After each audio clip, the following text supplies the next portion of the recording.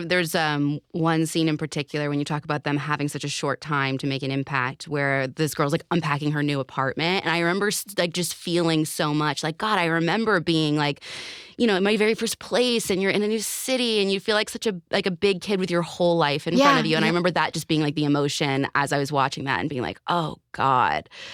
So even in like, you just get like a brief moment with each of those women, and it was just done so well. Yeah.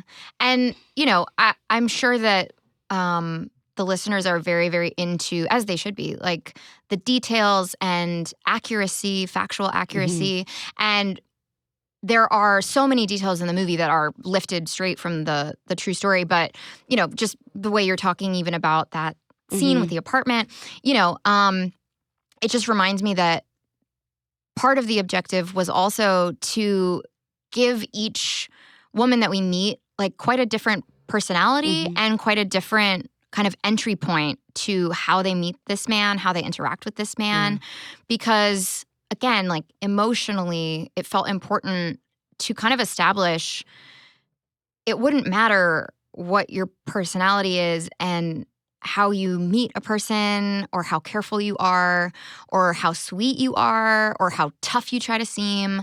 Like none of that guarantees your protection from someone if they're determined to harm you. Yeah.